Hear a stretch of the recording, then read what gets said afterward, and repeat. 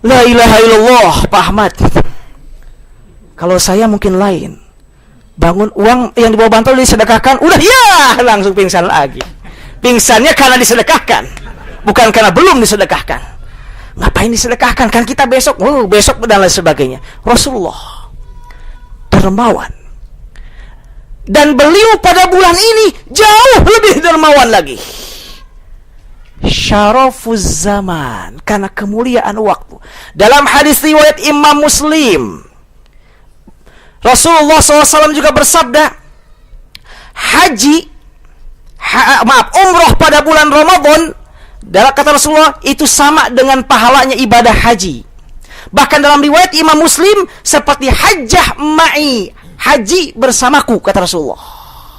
Mudah-mudahan kita diberikan rezeki oleh Allah bisa umroh pada bulan Ramadan. Itu sama dengan berhaji dengan baginda Rasulullah SAW. Kenapa demikian? Syarafuz zaman, karena waktu melakukan umrohnya adalah pada waktu yang diistimewakan oleh Allah dan Rasulnya, bulan Ramadan.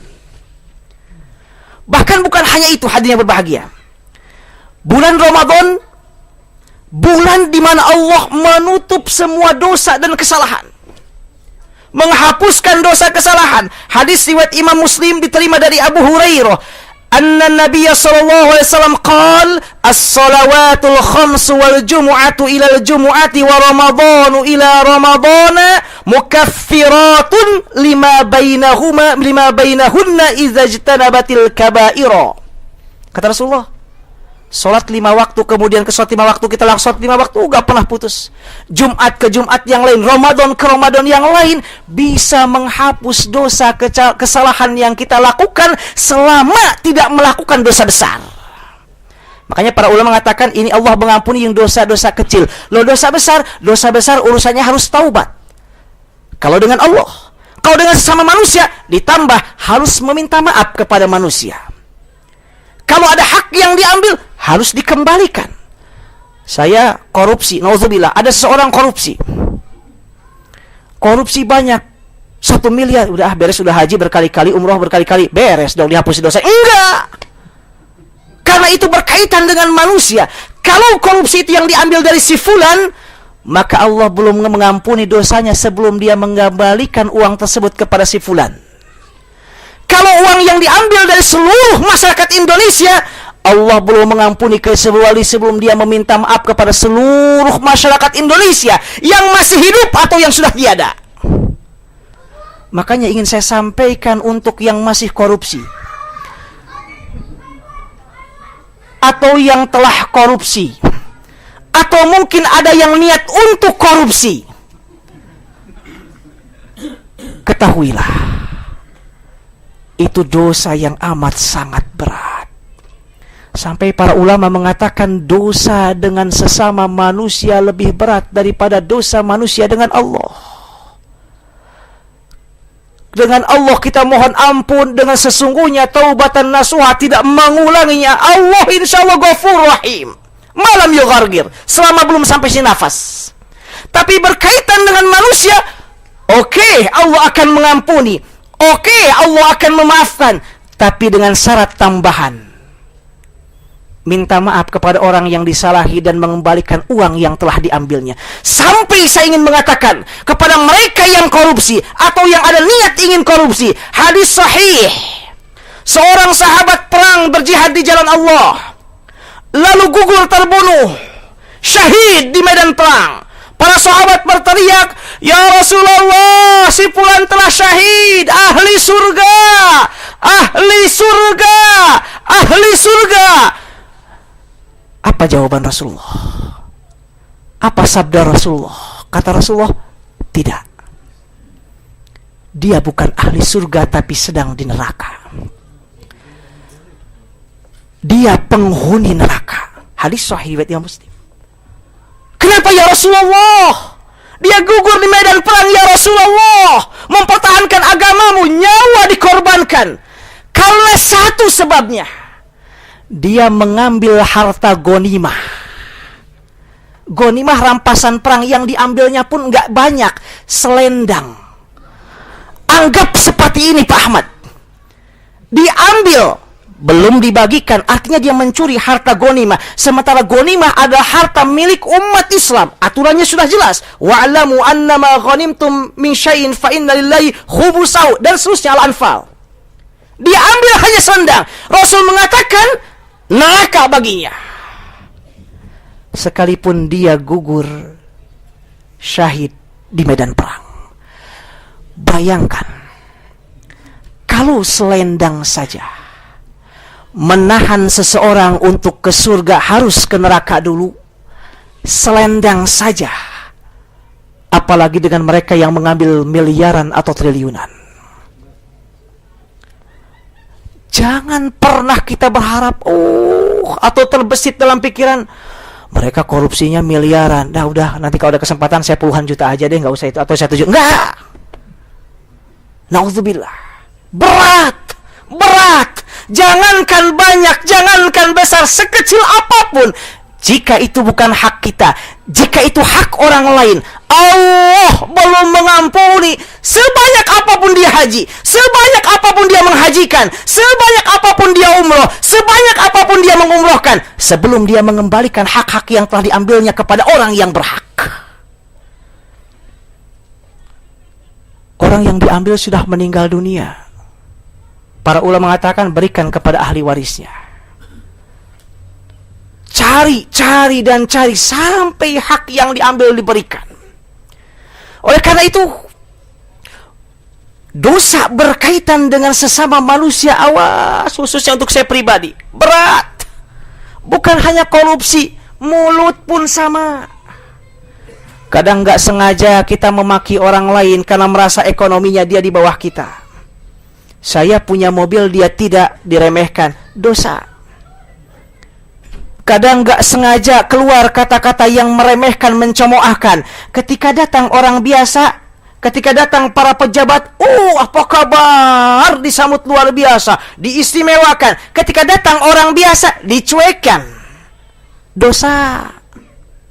Bukankah Rasul pernah ditegur dalam surat Abasa ketika datang para pembesar Quraisy? Rasul berharap, ini jarang mereka datang ke Rasulullah SAW. Rasul berharap siapa tahu mereka masuk Islam. Satu masuk Islam, di bawahnya ribuan orang juga akan masuk Islam. Ketika sedang ngobrol, datang Abdullah ibnu Umi Maktum, tukang adzan Rasulullah. Orang yang buta karena nggak tahu, nggak melihat. Abdullah ibnu Maktum menyela perkataan Rasul dengan pembesar tadi. Rasul sedikit mencuekkan. Rasul nggak salah. Kenapa nggak salah? Beliau sudah berbicara langsung dengan pembesar. Ibnu Umi Maktum datang belakangan. Maka Rasul tidak boleh Ibnu Umi Maktum menyela ataupun memotong perbicaraan Rasulullah dengan para sahabat, dengan pembesar Quraisy. Rasul cuekkan Ibnu Umi Maktum yang buta demi pembesar Quraisy. Allah menegurnya. Tapi tegurannya bukan teguran apa-apa. Ini pelajaran bagi kita. Apa? Abasa wa tawalla an ja'ahul a'ma wa ma yudrika la'allahu yazzakka. Sampai setelah ayat itu turun begitu, dan ketika Ibnu Umi Maktum datang, Rasul langsung menyambutnya. Ini pun dosa sesama manusia berat. Kata-kata nggak sengaja, ibu-ibu nelpon kepada temannya, kepada sesama ibu-ibu, namanya manusiawi, ibu-ibu biasanya. Pertama urusannya betul, gimana nanti rencana kita untuk mengadakan buka puasa. Wih, pahala. Awas, kadang-kadang nyerempet lagi. Ya si itu mah gak pernah ini juga, gak pernah aktif juga. Kenapa ya? Ceritakan panjang. Awalnya kebaikan, akhir endingnya keburukan. Ngomongin orang. Hati-hati. Ini pun dosa, ini harus minta maaf kepada yang berkaitan dengan manusia berat. Karena itu, pada bulan Ramadan ini, mari kita jadikan momen untuk mencoba memperbaiki apa yang kekurangan dan kesalahan yang kita lakukan, khususnya saya. Karena pada malam ini Rasulullah SAW bersabda, Allah mengampuni dosa kesalahan mereka yang melakukan dosa-dosa kecil khususnya. Pada bulan Ramadan, kena bulan yang mulia, bulan yang istimewa, takfiruz dzunub was sayyi'at. Bahkan bukan hanya itu. Rasul juga menyatakan hadis riwayat Muslim, Pada bulan ini Allah membukakan pintu-pintu surga, menutup pintu-pintu neraka, mengikat setan. Apa maksudnya? Ibnu Hajar Al-Asqalani mengutip banyak pendapat tentang itu. Beliau mengatakan, ada sebagian ulama mengatakan bahwa yang dimaksud adalah betul-betul zahirnya pintu-pintu surga Allah bukakan, pintu-pintu neraka Allah tutup, setan Allah ikat. Lalu kenapa setan diikat kok banyak kejahatan, banyak perbuatan maksiat? Para ulama menjelaskan, satu di antaranya ada yang mengatakan bahwa semua setan diikat. Lalu godaan itu dari mana? Godaan itu bukan dari setan, tapi dari hawa nafsu. Hawa nafsu nggak diikat, setan diikat. Yang kedua ada yang mengatakan setan diikat, itu setan-setan kelas kakap. Sementara setan-setan kelas kikip tidak diikat. Makanya kalau kita bandingkan pada bulan Ramadan ini, jarang ada perbuatan dosa dan maksiat yang besar. Kecil-kecil, cemen-cemen. Bahkan hadirin yang berbahagia di Mesir, kita doakan terlebih dahulu, ya Allah, mudah-mudahan Mesir jadikan negara yang aman, yang istiqrar, yang aman dan juga damai, tentram, sejahtera, juga Indonesia dan negara-negara muslim pada umumnya, amin. Orang-orang Mesir, preman-premannya kalau Ramadan itu baca Quran rajin. Preman-premannya, para kondektur baca Quran, kemudian juga polisi baca Al-Quran, pedagang baca Al-Quran, tukang sayur sambil nunggu zabain, para pelanggan baca Al-Quran. Baca Al-Quran. Tukang kondektur duduk di kursi begini, baca Al-Quran. Tinggal gini aja, ya Allah ongkosnya, dia sambil baca Al-Quran terus. Subhanallah. Di kita waktu kosong bukan baca Al-Quran, saya pribadi nonton TV. Nontonnya bukannya, mending nonton yang ceramah tausiah. Nontonnya ini penyakit paling banyak khususnya di Indonesia, sinetron. Dan biasanya sinetron pada bulan Ramadan ini sinetron pilihan. Na'udzubillah. Bukan sinetron yang baik yang bisa diambil, silakan. Tapi jangan lupa dengan Al-Quran. Polisi menjaga kedutaan, polisi menjagain, baca Al-Quran. Bahkan yang unik dan menarik, yang demo di Mesir sekalipun tidak pro dengan Presiden Mursi, Al-Quran bacaannya rajin. Karena secara umum orang-orang Mesir sangat mencintai agama Muslim, maksudnya yang Muslim. Ramadan apalagi, tenda ditebar di mana-mana, Maidatur Rahman istilahnya. Buka puasa gratis, kita tinggal milih. Yang miskin sekalipun menyiapkan Maidatur Rahman, yang bisa hanya kurma dibungkus sekalipun satu. Saya kalau pulang dari KBRI, misalnya habis ngisi acara pengajian, pulang ke rumah naik metro, kereta. Pas mau maghrib gak usah khawatir. Ketika duduk ada ibu-ibu yang suka jualan tisu. Kemudian pas menjelang maghrib, wah si ibu ini jualan tisu ini. Jualan tisu itu nus gini setengah pound, ya sekitar 500 rupiah. Pas menjelang maghrib, saya pikir mau jualan tisu. Dia bagiin kurma. Nampaknya dia beli kurma satu dus yang harganya mungkin kalau uangkan 3.000, kemudian disodorkan satu, silakan ngambil satu-satu. Tukang penjual tisu berlomba dalam bulan Ramadan. Loh, kenapa? Rasul mengatakan, man fattara shaiman, siapa yang memberikan berbuka kepada orang yang sedang berpuasa, maka pahala baginya sama dengan pahala orang yang berpuasa itu. Maka subhanallah, Bapak Ibu hadirin yang berbahagia, muhajirin muhajirat di Sydney ini sangat berlomba dalam memberikan buka puasa. Insyaallah pahala Bapak dan Ibu sebanyak pahala mereka yang memakan makanan Ibu dan Bapak. Sampai demikian. Di tenda-tenda ada makanan ini. Makanya kalau kita mahasiswa enak. Saya mau milih-milih, waduh ini sebelah sana ayamnya direbus aja, sebelah sana agak enak, agak besar, sebelah sana daging unta. Hari ini ke daging unta, hari esok ke daging sapi, hari ke daging ayam. Bisa milih. Banyak tenda di mana-mana. Ketika ada tenda kita bisa duduk kemudian makan. Padahal yang menyiapkan tenda itu belum tentu orang kaya. Mereka melakukan itu bukan kaya harta, tapi hatinya, keimanannya yang kaya, yang paham dan melakukan sabda Rasul, menginginkan pahala yang disampaikan Rasulullah, memberikan berbuka kepada yang berpuasa. Bahkan tidak sedikit juga untuk warga asing. Karena orang Indonesia di Mesir, Masya Allah, baik untuk yang pro-Mursi atau non-pro-Mursi, mereka mengatakan Indonesia ahsanun nas, sebaik-baik manusia. Subhanallah, sebaik-baik manusia. Bahkan untuk para pelajar khususnya Indonesia, karena orang mahasiswa Indonesia umumnya rajin di masjid, sebagiannya itu memberikan makanan khusus untuk sahur. Jadi selama Ramadan kami mahasiswa alhamdulillah gak usah masak. Buka ada, sahur juga siap. Belum lagi nanti. Mereka tahu para ini mahasiswa Indonesia yang belajar di Al-Azhar, mendengar Al-Azhar saja berduyun-duyun. Ada yang memberikan ayam, memberikan mie, memberikan makroni, macam-macam diberikan kepada mereka yang berpuasa, orang Mesir atau bukan orang Mesir, berlomba. Dan perlu saya sampaikan, memberikan berbuka puasa untuk yang berpuasa bukan dianjurkan untuk orang miskin, tidak. Yang penting dia berpuasa, sekalipun dia orang kaya, pahalanya insya Allah sama dengan dia berpuasa itu. Oleh karena itu, luar biasa Ramadan ini. Kemudian hadirin yang berbahagia, Rasulullah SAW juga mengingatkan Ramadan kenapa kita berbahagia. Karena pada bulan ini Al-Quran diturunkan. Makanya saya menghimbau khususnya pada pribadi saya sendiri, umumnya kepada hadirin yang berbahagia, mari dari sekarang mulai setar untuk kembali kepada Al-Quran. Imam Malik bin Anas, begitu Ramadan tiba, beliau menutup pengajian-pengajian fiqih, beliau menutup pengajian-pengajian hadis, beliau menutup semua itu, beliau membuka kajian Al-Quran. Karena Ramadan ini kan jelas syahrul Ramadan alladzi unzila fihil Quran. Al-Quran.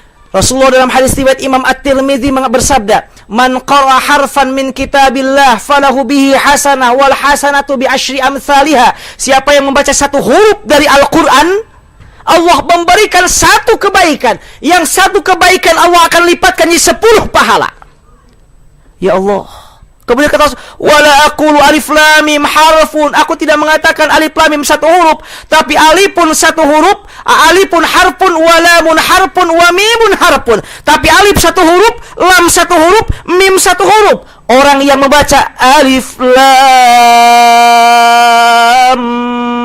mim 3 huruf, 3 kali 10 30 pahala dan kebaikan. Orang yang membaca Bismillahirrahmanirrahim 19 huruf kali 10 190 pahala. Dikalikan, ditambahkan dengan Ramadan 1000 kali lipat, kata Ibrahim An-Nakha'i. 190 kali 1000 190.000 pahala kebaikan hanya membaca bismillah. Oleh karena itu hadirin yang berbahagia, dari sekarang isi dengan kegiatan membaca Al-Quran. Sekalipun terbata-bata, sekalipun baru belajar, Allah bukan melihat lancar tidaknya, tapi keinginan kita untuk mengkaji dan belajar Al-Qur'annya.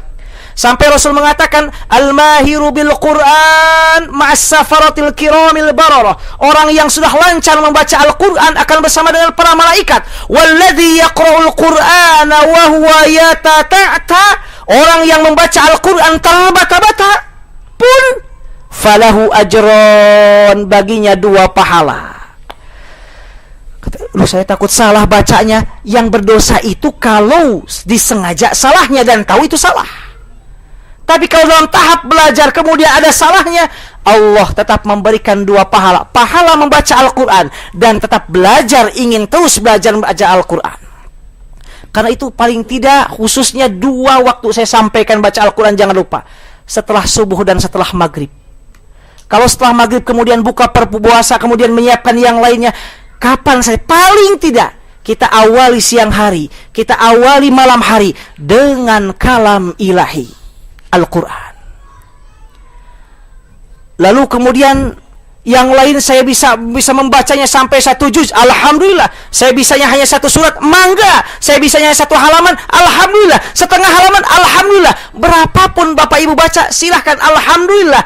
Yang penting terus continue. 1 bulan Ramadan ini paling tidak kita tidak putus untuk membaca Al-Quran. Ingat, Allah telah memberikan rezeki yang luar biasa kepada kita. Kalau kita tidak isi dengan kebaikan, sayang dan sayang. Inilah yang kata Rasulullah sampaikan. Rasul naik mimbar, kemudian Rasul berkata, amin, amin, amin. Kata para sahabat, ya Rasulullah, kenapa Anda mengaminkan sementara kami tidak ada yang berdoa? Kata Rasul, barusan Jibril datang, kemudian Jibril mengatakan, siapa yang bertemu dengan Ramadan tapi dosanya tidak diampuni, maka satu kesalahan, satu kerugian, dan kerugian juga kerugian baginya. Aku pun mengaminkan, kata Rasulullah. Dari sekarang kita isi baca Al-Quran, kita isi dengan kebaikan, dengan zikir. Ada waktu senggang kita pegang, subhanallah, subhanallah, 1000 lebih baik dari bulan yang lain. La ilaha illallah, la ilaha, berangkat ke kantor, bismillah tawakkaltu ala Allah, la haula wala quwwata, sambil nyetir daripada bengong atau yang lainnya, Allah, Allah, Allah, la ilaha illallah, apa saja zikir dan tasbih yang kita ungkap kepada Allah. Bahkan di setelah itu jangan lupa doa. Doa. Tadi oleh Ustaz Solihin sampaikan, dari ayat tentang puasa Allah menyimpan satu ayat tentang doa. Wa idza sa'alaka ibadi anni fa inni qarib. Bahkan dalam Al-Qur'an ketika Allah mengawali dengan yas'alunaka, bertanya, sa'ala yas'alu, bertanya, Allah selalu mengatakan qul, ada qulnya. Yas'alunaka 'anil mahid, qul huwa adza. Mereka bertanya tentang wanita haid, katakan itu adalah penyakit darah haid itu. Kemudian yang lain, yas'alunaka 'anil ahillah, mereka bertanya tentang bulan sabit, qul hiya mawaqitu linnas, itu adalah waktu untuk manusia. Kecuali satu ayat dalam Al-Qur'an di mana diawali dengan sa'ala, bertanya, tapi Allah tidak menyimpan kata qul di dalamnya, yaitu ayat itu. Wa idza sa'alaka ibadi anni, langsung fa inni qarib. Tidak begini, faqul inni qarib, tidak. Fa inni qarib.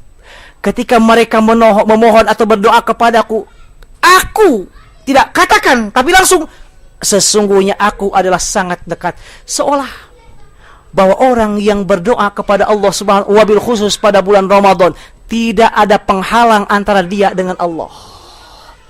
Tidak ada penghalang antara dia dengan Allah. Ungkapkan semua doa khususnya pada bulan Ramadan ini kepada Allah Subhanahu wa ta'ala, khususnya hal-hal yang berkaitan dengan akhirat. Mudah-mudahan kita semua termasuk orang-orang yang menyambut Ramadan dengan persiapan untuk melakukan dan menjadikan Ramadan lebih baik dari yang lain, dengan amal-amal kebaikan dan ibadah-ibadah yang diantaranya telah saya sampaikan. Mohon maaf atas segala kekurangan. Terima kasih atas segala perhatian. Wal afu minkum. Wassalamualaikum warahmatullahi wabarakatuh.